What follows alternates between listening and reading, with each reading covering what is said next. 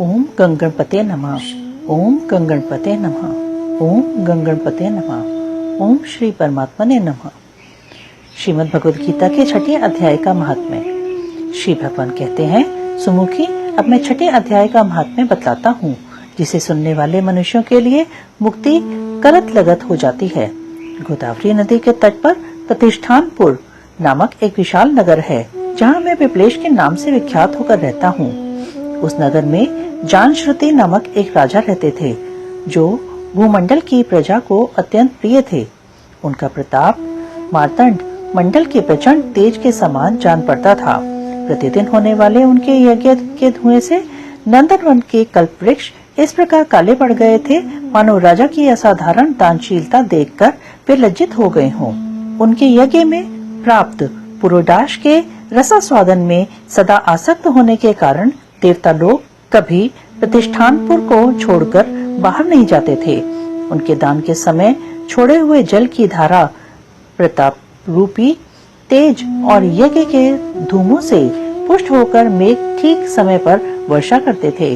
उस राजा के शासन काल में इतियों मतलब खेती में होने वाले 6 प्रकार के उपद्रवों के लिए कहीं थोड़ा भी स्थान नहीं मिलता था और अच्छी नीतियों का सर्वत्र प्रसार होता था। वे बावली, कुएं और पोखरे खुदवाने के बहाने मानो प्रतिदिन पृथ्वी के भीतर की निधियों का अवलोकन करते थे। एक समय राजा के दान, तप, यज्ञ और प्रजापालन से संतुष्ट होकर स्वर्ग के देवता उन्हें वर देने के लिए आए। वे कमलनाल के समान उज्जवल हंसों का रूप धारण करके अपनी पांखें हिलाते हुए आकाश मार्ग से चलने लगे। बड़ी उतावली के साथ उड़ते हुए वे सभी हंस परस्पर बातचीत भी करते जाते थे। उनमें से भद्राश्रफ आदि 2-3 हंस वेग से उड़कर आगे निकल गए। तब पीछे वाले हंसों ने आगे जाने वालों को संबोधित करके कहा, अरे भाई भद्राश्रफ, तुम लोग वेग से चलकर आगे क्यों हो गए? यह मार्ग बड़ा दुर्गम है, इसमें हम सबको साथ मिलकर चलना चाहिए। क्या तुम्हें दिखाई नहीं देता? यह सामने ही पुण्यमूर्ति महाराज जानश्रुति का तेजपुंज अत्यंत स्पष्ट रूप से प्रकाशमान हो रहा है।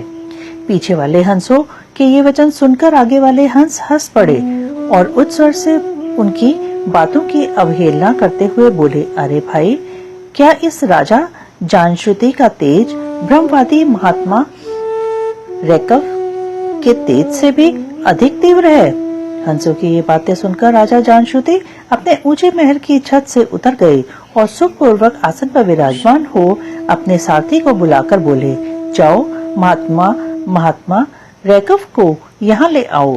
राजा का यह अमृत के समान वचन सुनकर मह नामक सारथी प्रसन्नता प्रकट करता हुआ नगर से बाहर निकला। सबसे पहले उसने मुक्तिदायिनी काशीपुरी की यात्रा की, जहाँ जगत के स्वामी भगवान विश्वनाथ मनुष्यों को उपदेश दिया करते हैं। उसके बाद वह गया क्षेत्र में पहुंचा, जहाँ प्रफुल्ल नेत्रों वाले भगवान गदाधर संपूर्ण लोगों का उद्धार करने के लिए निवास करते हैं। तदंतर नाना तीर्थों में भ्रमण करता हुआ सारथी पापनाशिनी मथुरापुरी में गया। यह भगवान श्री कृष्ण का आदि स्थान है, जो परम महान एवं मोक्ष प्रदान करने वाला है। वेद और शास्त्रों में वह तीर्थ त्रिभुवनपति भगवान गोविंद के अवतार स्थान के नाम से प्रसिद्ध है। नाना देवता और ब्रह्मऋषि उसका सेवन करते हैं। मथुरा नगर कालिंदी के किनारे शोभा पाता है। उसकी आकृति अर्धचंद्र के समान प्रतीत होती है। वह सब तीर्थों के निवास से परिपूर्ण है। परम आनंद प्रदान करने के कारण सुंदर प्रतीत होता है। गोवर्धन पर्वत के होने से मथुरा मंडल की शोभा और भी बढ़ गई है। वह पवित्र वृक्षों और लताओं से आवृत है। इसमें 12 वन हैं। वह परम पुण्यमय तथा सबको विश्राम देने वाले श्रुतियों के सारभूत भगवान श्री कृष्ण की आधार भूमि है।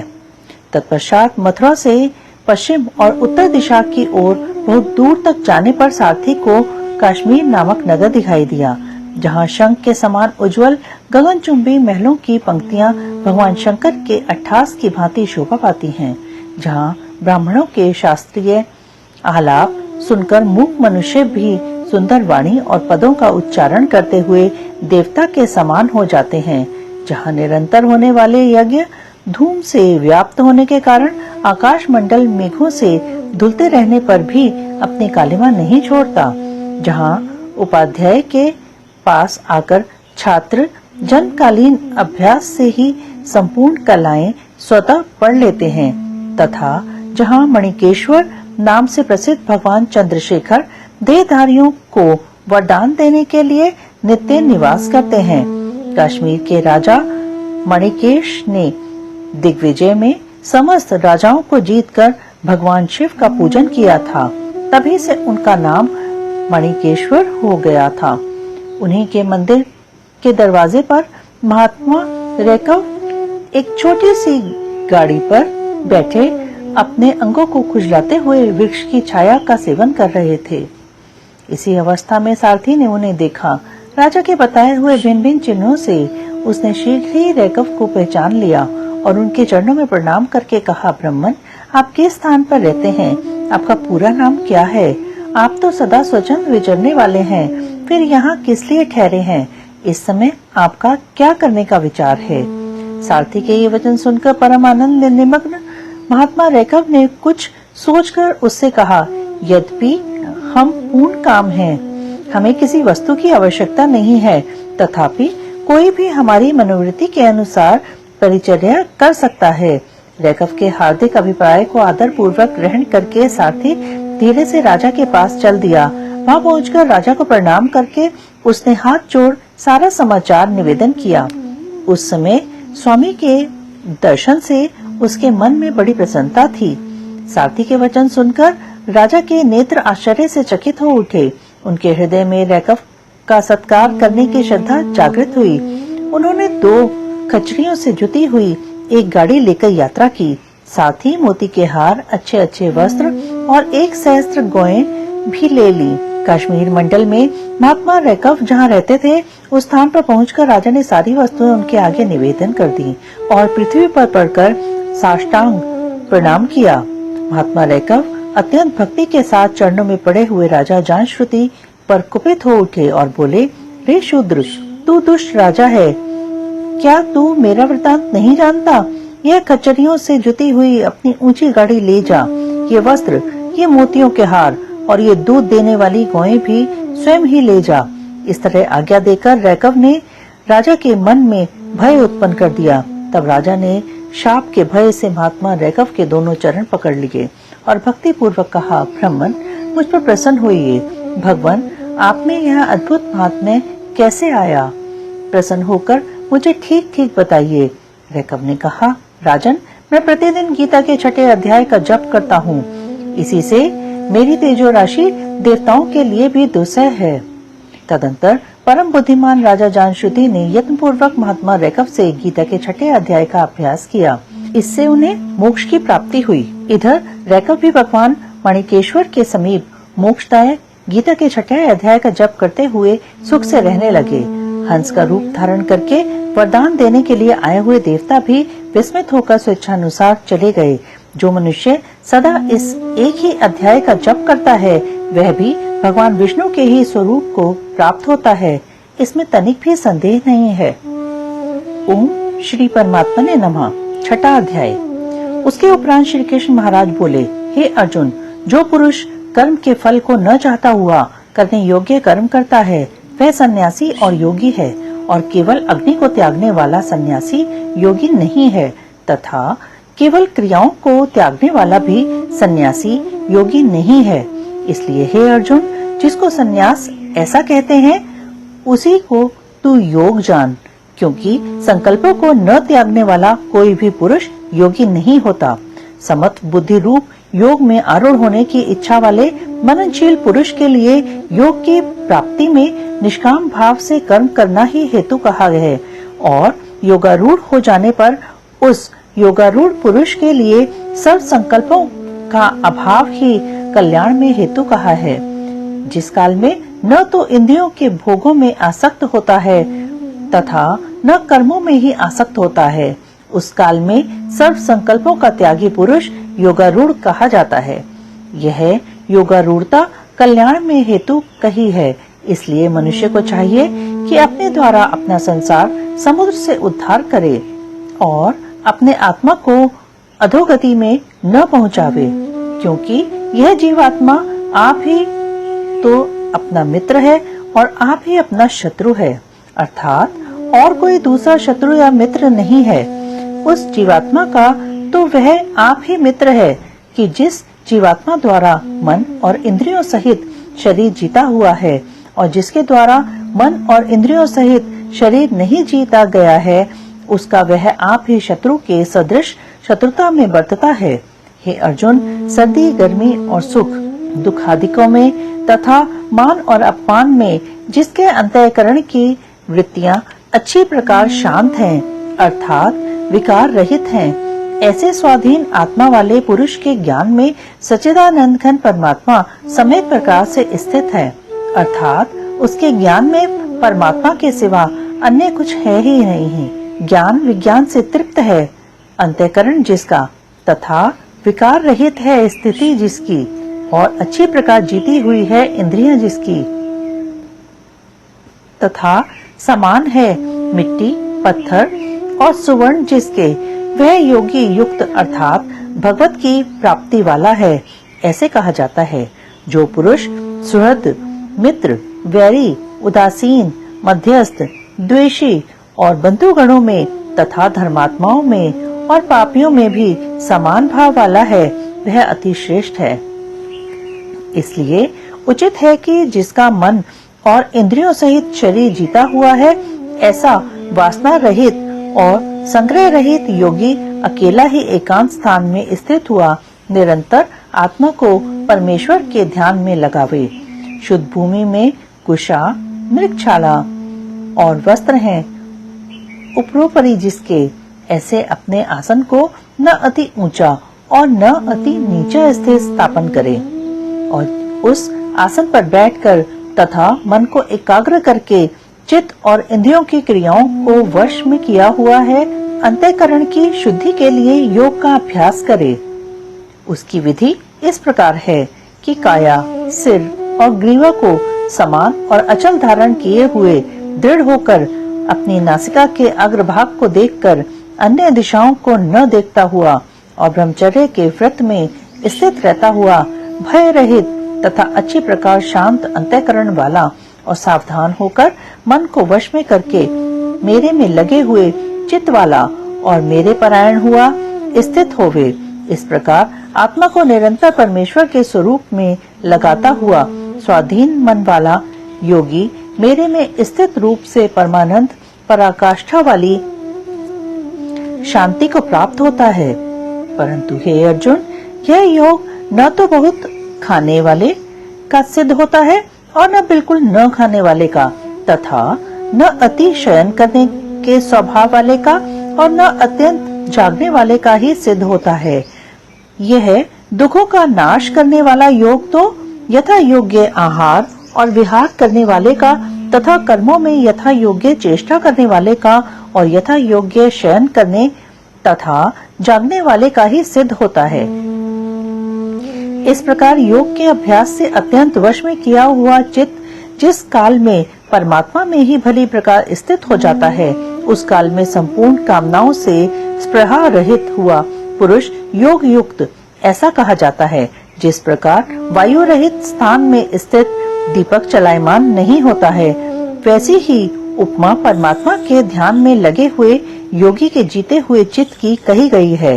हे अर्जुन, जिस अवस्था में योग के अभ्यास से निरुद्ध हुआ चित्त उपराम हो जाता है और जिस अवस्था में परमेश्वर के ध्यान से शुद्ध हुई सूक्ष्म बुद्धि द्वारा परमात्मा को साक्षात करता हुआ सच्चिदानंद घन परमात्मा में ही संतुष्ट होता है तथा इंद्रियों से अतीत केवल शुद्ध हुई सूक्ष्म बुद्धि द्वारा ग्रहण करने योग्य जो अनंत आनंद है, उसको जिस अवस्था में अनुभव करता है और जिस अवस्था में स्थित हुआ यह योगी भगवत स्वरूप से नहीं चलायमान होता है और परमेश्वर की प्राप्ति रूप जिस लाभ को प्राप्त होकर उससे अधिक दूसरा कुछ भी लाभ नहीं मानता है और भगवत प्राप्ति रूप जिस अवस्था में स्थित हुआ योगी बड़े भारी दुख से भी चलायमान नहीं होता है, जो दुख रूप संसार के संयोग से रहित है तथा जिसका नाम योग है, उसको जानना चाहिए।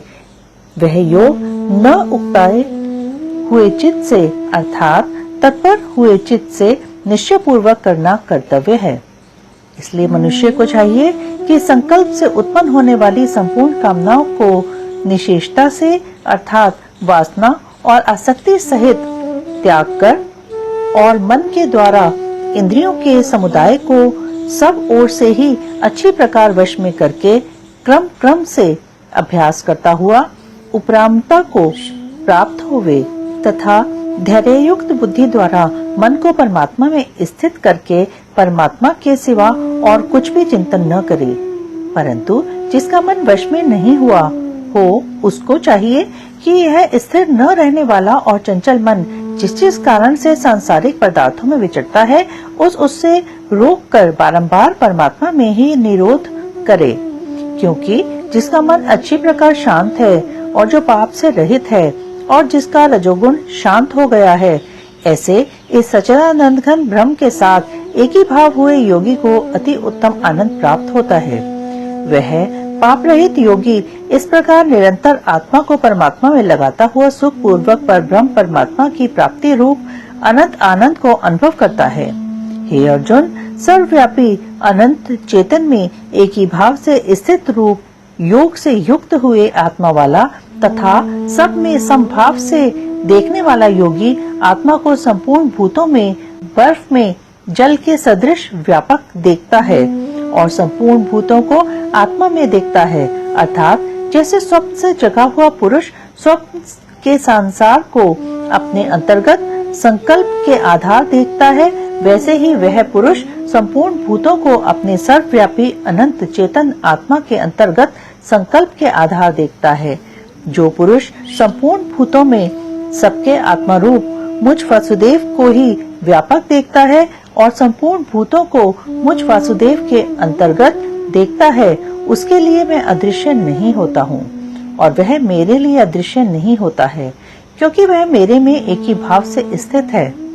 इस प्रकार जो पुरुष एक ही भाव में स्थित हुआ संपूर्ण भूतों में आत्म रूप से स्थित मुझ सच्चिदानंद घन वासुदेव को भजता है, वह योगी सब प्रकार से बढ़ता हुआ भी मेरे में ही बढ़ता है, क्योंकि उसके अनुभव में मेरे सिवा अन्य कुछ है ही नहीं। हे अर्जुन, जो योगी अपनी सादृश्यता से संपूर्ण भूतों में सम देखता है और सुख अथवा दुख को भी सब में सम देखता है, वह योगी परम श्रेष्ठ माना गया है। इस प्रकार भगवान के वाक्यों को सुनकर अर्जुन बोले, हे मधुसूदन, जो यह ध्यान योग आपने समग्र भाव से कहा है, इसकी मैं मन के चंचल होने से बहुत काल तक ठहरने वाली स्थिति को नहीं देखता हूँ। क्योंकि हे कृष्ण, यह मन बड़ा चंचल और प्रमथन स्वभाव वाला है तथा बड़ा दृढ़ और बलवान है, इसलिए इसका वश में करना मैं वायु की भांति अति दुष्कर मानता हूँ। इस प्रकार अर्जुन के पूछने पर श्री कृष्ण भगवान बोले, हे महाबाहो, निसंदेह मन चंचल और कठिनता से वश में होने वाला है, परंतु हे कुंती पुत्र अर्जुन, अभ्यास अर्थात स्थिति के लिए बारंबार यत्न करने से और वैराग्य से वश में होता है।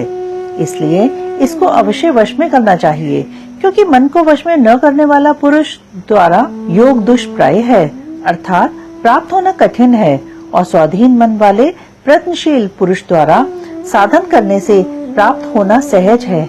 यह मेरा मत है।